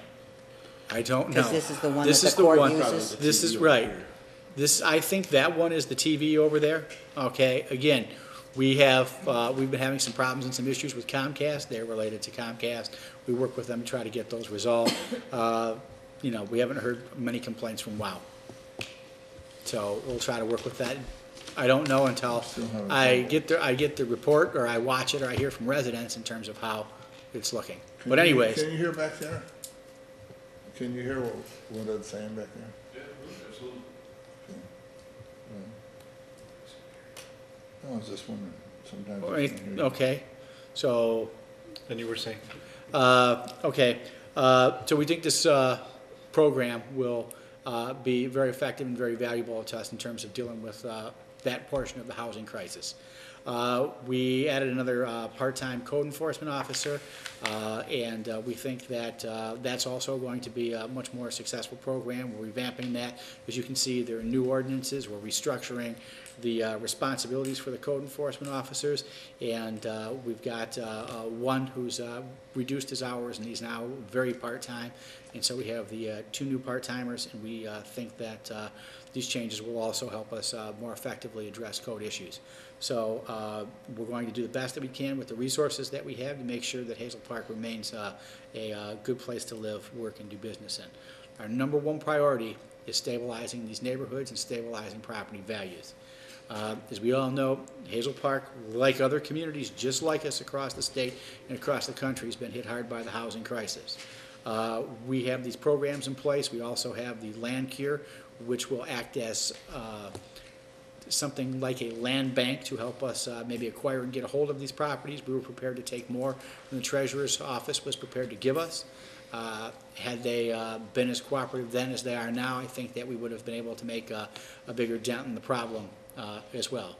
So again, we're going to fight this problem on all fronts, and hopefully it'll be very successful. But I am, as I said earlier, I'm excited about some of the things that we're doing in Hazel Park. Other people in other cities, you know, they can't believe that we are still providing the level of services that we are, given the financial crunch that we've been facing. And we're able to do that because our residents saw fit to give us the resources a few years ago through the passage of that millage to preserve our important safety services. And what everybody needs to understand now is even with that additional millage, this is really important. We are almost to where we were in terms of revenues before the millage was passed. Talking about the 9.8. Right. So without that, you would not, if that hadn't been passed today, you wouldn't get a police officer or a firefighter to come to your house because we wouldn't have any. It would be much like Royal Oak Township, where we depended upon the state police and some sort of volunteer fire department. Okay. Again, that's how bad it would have been without that millage. So the residents did give us the tools. Unfortunately, that millage is not generating anywhere near the revenue that it used to because of declining property values. I mean, we passed a brand new bond, especially for schools, improvements for the track and whatnot. That's not us. We don't get any of that money. That's all the school system for specific improvements. But even with that, and even with the fact I put up a new garage, my taxes still went down $200. So what we're trying to do, and the most important thing that we're trying to do, is stabilize those property values. And we've thrown everything at this problem but the kitchen sink, and we're going to continue to fight this battle across the board. But it does mean that we have fewer and fewer resources. Now, finally, the first time, talking to some of our realtors, we're finally seeing an uptick recently in prices. So we're cautiously optimistic that we've hit bottom, and now we are beginning the long climb back. But what everybody needs to understand with the Headley and Prop A interaction, and this is the most important thing, if you don't hear anything that I've said all night at this meeting, is to get this and understand that when values go down, we take 100% of the losses. When values go up, if they magically tripled tomorrow and took us back to way beyond where we were in 2007, it would still take us 20 years or more to get to the amount of revenue that we were collecting in 2007. That's how bad our revenue picture is, and that's why Michigan's system of municipal finance is fundamentally broken. It's the interaction between Headley and Prop A. So, while taxpayers may feel, you know, they like those protections, I think it's more important to have the protection of people who go and catch bad guys and put out fires and patch potholes sometimes than it is to have protections for a tax system that's fundamentally broken. So, just want everybody to understand the challenges that we're facing. Are we facing a deficit next year? Yes, a substantial deficit. I don't know how much more we can wring from the employees. I think our employees have been good givers, and we're going to standardize a few more sacrifices across the board this year in some of our new contracts, but we're starting to reach, you know, a situation where it's just, it's going to be reduction of bodies instead of pay and benefits, because we're going to be changing health care again and moving folks to a plan to save us money. And we've asked for some financial sacrifices. We've gotten them when we've asked. So now it's time to take a look at how we provide services and how many bodies we're going to have doing that. So that's all that I have to say. Thank you, clerk, for passing the comment. Again, like I said, it's not, we have not had a shortage of sacrifice on behalf of our residents, our employees, or anybody.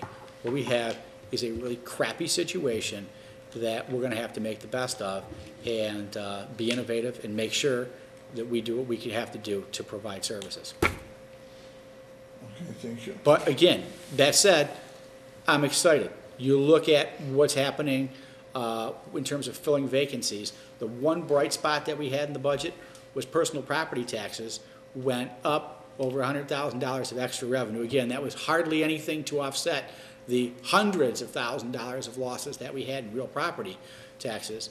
But it was a bright spot, and that means we're filling a lot of business vacancies. And you can see it across the street here. We hope to announce a new project across the street north of 9 Mile shortly that we've been working on. And again, Hazel Park continues to be a great place for people to open businesses, and we're seeing that's been a bright spot in a solid area. Now we need to make sure that people know that Hazel Park's a great place to live and raise your family. So that's our mission I now. have one question I got to bring up, that was asked to bring up to your attention. I think it's the county that takes care of the street lights on 9 Mile and Woodward Heights. They're staying green for the traffic going on 9 Mile. 9 Mile and Woodward Heights, Woodward Heights and 9 Mile are parallel to one another. 9 Mile straight on 9 Mile and Woodward Heights. The traffic lights on Woodward Heights by St. Mary's. Oh. Yes. Yes. They're staying on an extraordinarily long time. We'll check it out. Because the dairy park said there's almost accidents at Carol's Car Wash there. Because You mean the they're Dairy Queen? flying down 9 Mile. Oh, okay. Because the light's green and then the people are trying to get out. So it's 9 Mile and Battelle? Well, there's 9 Mile and Russell, and there's 9 Mile and by Carol's Car Wash, those lights on 9 Mile, basically. Okay, the 9 Mile Longer than lights, that, and the ones on Woodward Heights. We'll have Mr. Duber contact the road commission for timely There is two of information. them, yeah. So Woodward Heights is another one, right? Right. Okay. So There's two separate Yeah. roads. One is 9 Mile, one is Woodward Heights. 5 lights, 2 roads. And if you're ever on that 3 side. on 9 Mile, 2 on Woodward Heights. 5 lights, 2 roads. Okay. Please, I don't know what the time limits is supposed to be, but they're extraordinarily long. Okay. Okay, Ms. Drum, do you have any comments or any issues or any matters that we need to bring up? Yes, I would like to say, Diane, if you're watching, you should be resting. We are glad that you are feeling better. Take care of yourself. We do not like it when Ed's walking around here very worried. So please take care of yourself. Couple of things that, I mean, there's so many things going on right now. It's hard to cover it all, but another thing that code is doing is what's called a code blitz. We're going to announce code officers are going to sweep a certain area on this day. You better have your properties in ship shape or you're getting ticketed. But we're going to give you advance notice, so clean it up. And we're going to do that in every single area, and we're going to have all the code officers go down there and do a clean sweep of it. That way, hopefully, we can get compliance and not have to issue tickets. We don't want to write a single ticket, okay? If people have something that's wrong or they're having difficulties maintaining something because of age or infirmity or health issues or something like that, we're willing to work with them. But what we can't tolerate is people just being pigs. And we're not going to put up with it. So if your garbage is all over the place, if the bags are torn up, you got to clean that up. If not, we're going to take some enforcement action. So.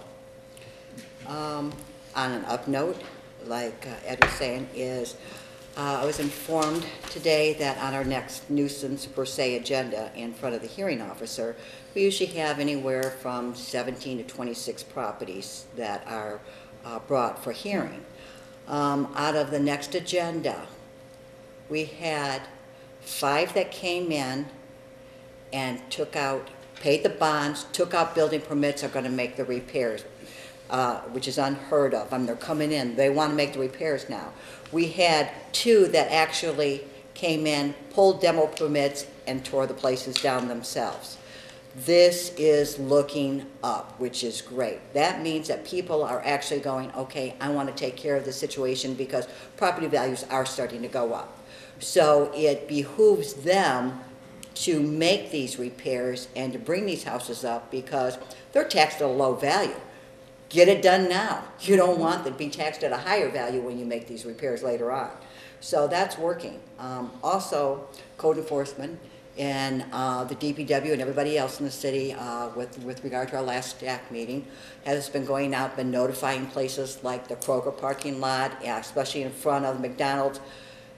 Take care of these potholes. If you've noticed, if you go in there, you no longer have to go around like this. They have filled them in. I mean, there are so many things that we're getting accomplished. It's amazing. I mean, I don't think we can even remember. Right, and all. again, and these are not high investment things where we're spending a lot of taxpayers' dollars to do that. This is basically reallocation of existing resources with just the addition of a couple of part-time employees here and there that really is starting to pay big dividends for us. So again, like Jan said, we're starting to see that stabilization now. Now is the time to tell our story because now is the time still to invest in Hazel Park where the property values are, the property prices are reasonable, but the values have the potential to increase, and that's what we're seeing. So we're seeing it. You've already seen it in the business community. You've already seen it with the filling of the vacancies. Now we need to translate that into the residential neighborhoods. And Jack's always talked about the importance of meeting with the schools. Now is the time for us again to reach out to meet with the schools so that they can begin to tell their story too about the improvements that they plan to make there so that we can show this area that we are a community that is now really worth investment. And I think that this is the time to do that. So I will reach out to them again and say we want the joint meeting before the end of the school year. Good, because we haven't had one. Also, as well as crime going down here, we're also utilizing the probationers to clean up the city. We've made sweeps all along the service drives. We've gone along 10 mile, 8 mile, 9 mile, used them to clean up the areas. We'll continue to do so. I mean, if I sat here, I could probably think of a dozen other things. Who handles the guardrail and the fence? DPW. Right, our Those on side. both sides are really bad. No, our side's been No, I'm cleaned. talking We about just had the the WAM old crew out. guardrails along the service drive. We're gonna remove some of those guardrails too. And Those then things the are fence- rusted and The fences derelict. are shaky and they're. Yeah, Met Chris with- is working on Chris those has worked already. with MDOT already. They should be doing the fences. But the guardrails, we may be taking those down. They're no longer MDOT requirements that we have them. In fact, MDOT has now determined that they may be more of a hazard than a safety. We just Because signed a when new the service agreement with drive them. came in, the new ones went up, and obviously the old ones are still there, so they look really bad against the new ones. We just signed the new agreement, so you're gonna see big changes there too. Right. And you know what, and to follow up on what Jan said too, and somebody that hasn't gotten a lot of credit too, is our new judge, Chuck Getter. I'll tell you, wow, is he creative sentencer in terms of Community service cracking workers? down Everything. on crime. He has been a wonderful partner with this administration and our police department and our prosecutor to help cut the crime problem. He is innovative, he is smart, and he understands the importance of preserving our neighborhoods. He is a very tough judge. And again, you don't want to commit a crime in Hazel Park and go before Judge Getter. What does the police liaison officer do when there's no school? Oh, he works He's assigned in the Detective Bureau. Detective Bureau. Nobody stays idle.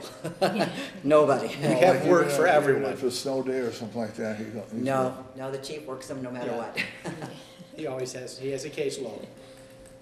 And so you're averaging how many community service workers throughout the city? Well, it depends, because you have to have people that oversee these workers. So, I mean, we're utilizing as many as we can If get. we have the WAM crew, we may get 20 people show up on a bus from Oakland County that they'll bring down here, and then we can put them on the service drive, or we can put them on John R. to clean. We've had them clean the ice arena before. We've done a lot of things. We're making extensive use of those. In terms of actual individual community service workers, Judge Gettert's been very effectively assigning those workers to clean up City Hall. We don't have a cleaning crew at City Hall. Most of the cleaning in City Hall is done by probation staff. We have a doctor that got hit for drunk probationers. driving. He made him do community service in addition to fines, cost, et cetera, and probation at Fern Care. Right. He is innovative. He He does a lot of great things. What he does is finds out, what do you do for a living? Okay, this is how we can utilize your skills. It's great. We're just waiting to get that one drunk driver wheeling through here who knows how to work with crushed green glass. Something to cover it up. Yeah. No, what's going on is actually we're all working together. We're getting meetings from all the department heads and then the individuals who work those departments, and we're coordinating efforts. We've coordinated efforts with the Board of Review to inform us of what they have learned from these people who are coming for tax appeals. Oh, well, okay, you've got all these rentals. Do you have rental license? We're coordinating efforts Scooping to work up together. enforcement opportunities from all of these, just by increasing communication. I have pretty much now, and again, after being city manager for 10 years, I have kind of a team that I've had a chance to pick myself. And it's, I think, paying great dividends. I've got some great people in positions of responsibility that are doing outstanding work. I can't think of a weak staffer that I have right now. So that's where we're at. I've got a great team. How's that for an update? That's very good. Thank you so much. Nice update. We'll go to council's updates. Let's go first. After all that. I think we kind of made him speechless. Councilman Keaton. Take care of yourself, Diane. Yeah. Diane, hope it's you clear. feel better soon. Happy holidays to everyone, and thank you all for coming out and participating in the democratic process. Thank you, Mr. Mayor. Yeah. Thank you very much. Councilman Lucero? Thank you, Mr. Mayor. Yeah, I want to also wish everybody either a happy Easter, Good Friday, or happy Passover that's coming along. And to wish Diane getting well soon. She's got a bit of a road ahead of her, but she's a fighter. She's a fighter. She's doing great tonight. So, yeah, that was it. Just thanks for everybody coming out and having a good meeting. Councilman Webb. Thank you, Mayor. I'd like to thank everyone for coming out this evening. Also, enjoy your happy Easter and do it safely. Diane, make sure you keep Ed moving, because I'm sure you need the support at home. So, with that being said, have a good evening. Thank you for coming out. Thank you. Mayor Pro Tem? Hi, Diane. I know how it is to be in a hospital, but it's so good to get home and to always get home to your own bathroom. So I'm glad you're home. And I know you're a fighter, Diane, so you'll do well. I want to say Happy Easter, and I want to for everybody to remember to come to the spaghetti dinner. It's actually called the noodle dinner. Noodle night is what we're calling it now. But please come and see what we do. And again, those are things we do for the community. So please come, and you'll have a lot of fun. We're trying to raise $2,000, so we'll see what happens. So we need to fill that room. Well, the Tiger tickets are going really well, so we actually might get that. That's really good. Diane, happy Easter. You don't have to cook this weekend. They'd take you out or something. Happy Easter, Diane. Hope this comes across real clear. I hope so. You'll let us know. It's just the damnedest thing. I can't sit here and watch it at home at the same time. But No, but she's find watching. out Hopefully what- she'll tell hopefully she you. is. I want to thank everybody, wish everybody, the staff, the fire department, the police department, the employees, the chiefs, thanks for coming to our meeting. And thanks for working together as a team. This is how we're all going to work together and get things done in Hazel Park, as if we do work together as a team and together we want to achieve more. I certainly appreciate everybody's help here on the council. Ed and Jan, thank you so much for getting out there and hustling and doing your job. And I'd like to wish everybody a happy Easter. And we're going to have an executive session. We right? need a hopefully brief executive session for personnel and labor relations. Mr. Mayor. Okay, Councilman Keaton. I move we move into executive session for the administration requested. Okay. We'll be back in shortly, no discussions, no